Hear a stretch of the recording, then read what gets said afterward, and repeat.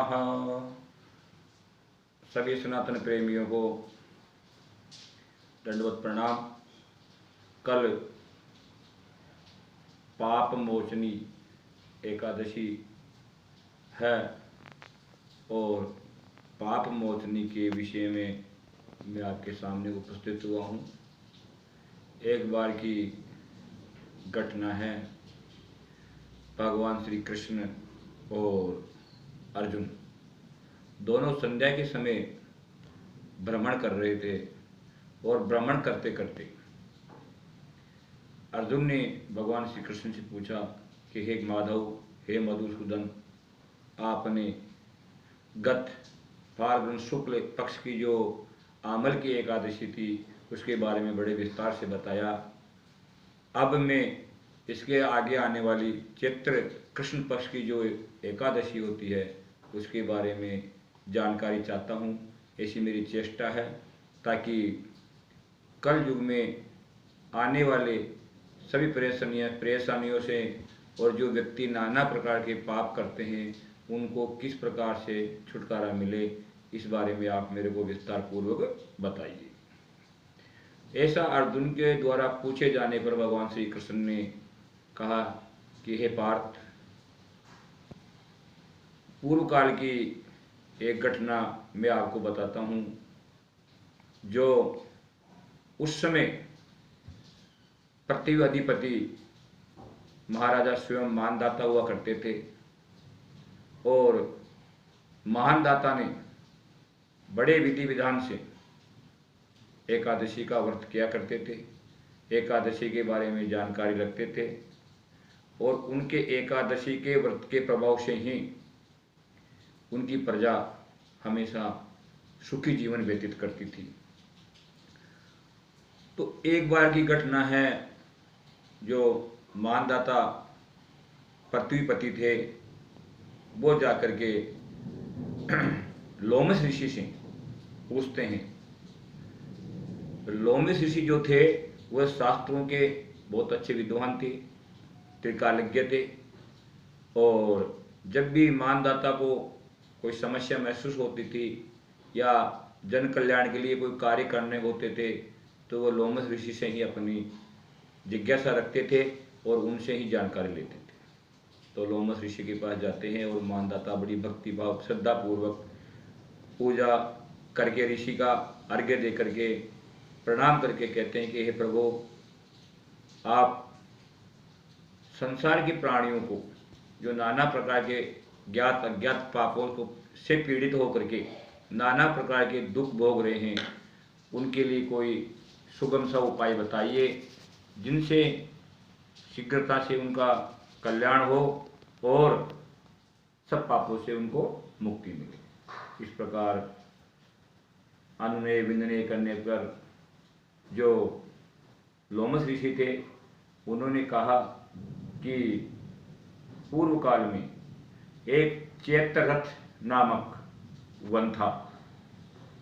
इस वन के अंदर हमेशा अप्सराएं किन्नरों के साथ विहार करती थी, भ्रमण करती थी और यहाँ पर हमेशा बसंत ऋतु बनी रहती थी। नाना प्रकार के सुगंधित पुष्प और पल्लवित होते रहते थे।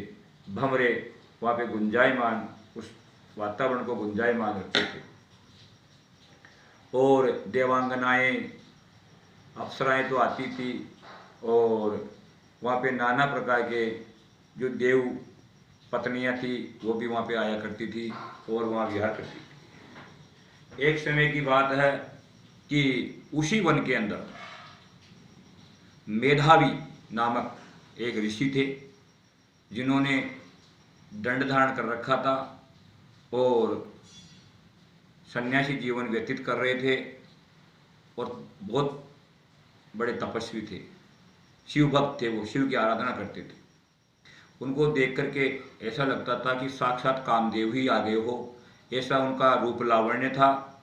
और उस मेधावी ऋषि को देख करके जो वो अप्सराएं थी उनके अंदर एक अप्सरा थी जिसका नाम था मज्जुगोसा। वो अप्सरा उनको देख करके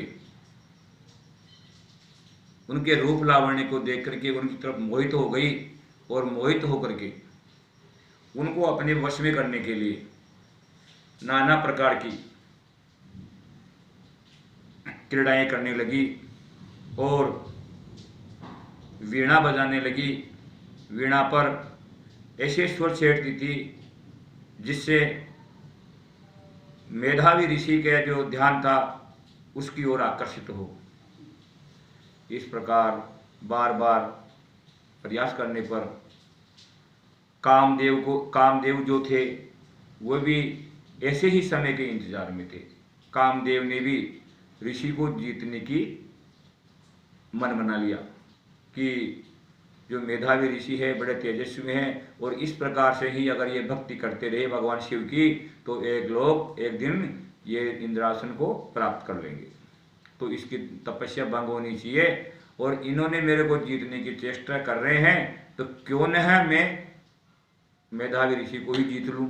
ऐसा कामदेव ने विचार किया और विचार करके उस अप्सरा की जो बहुएं थी उस बहुओं का उन्होंने कामदेव ने धनुष बनाया और जो कटाक्ष थे अप्सरा के उनको उन्होंने बाण बनाया और जो अप्सरा का जो नेत्र थे उनको सेनापति बना करके मेधावी ऋषि के ऊपर काम के बाण प्रारंभ कर दिए और कामदेव के इस प्रकार बाण चलाने पर मेधावी ऋषि बड़े विचलित हुए और जो मंजू घोषा नामक अप्सरा थी उसके और मोहित हो गए।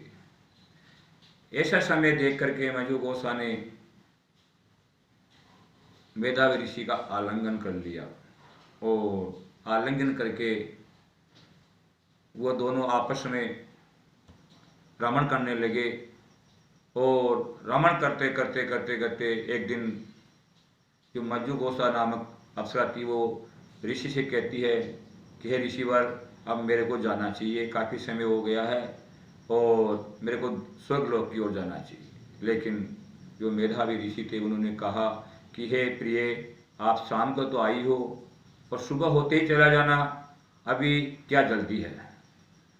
अप्सरा उनका कहना मान जाती है और उनके साथ रमण करने लगती है। इस प्रकार समय व्यतीत होता गया। पुनः एक बार फिर ऋषि से प्रार्थना करती है कि हे प्रभु, हे ऋषिवर अब मेरे को आप आज्ञा दीजिए, मेरे को स्वर्ग की ओर प्रस्थान करना चाहिए। लेकिन पहले की भांति ही ऋषिवर ने पुनः मना कर दिया और उनका कहना मान करके जो मंजू घोषा नामक अप्सरा थी पुनः उनके साथ काम क्रीड़ा में लग गई और समय निकलता गया।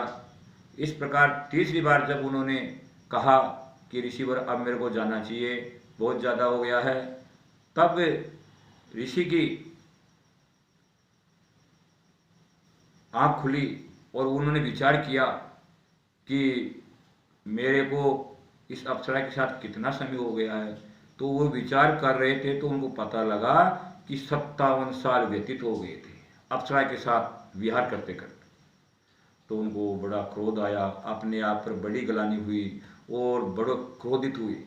क्रोधित होकर के सोचते हैं कि ये मेरे साथ क्या हुआ है, मैंने 57 वर्ष ऐसे ही बिता दिए बिना तपस्या के, बिना हरि नाम लिए, ये बहुत अन्याय हुआ मेरे साथ, बहुत बड़ा पाप किया मैंने। और ऐसा विचार करके जो मंजू घोषा नामक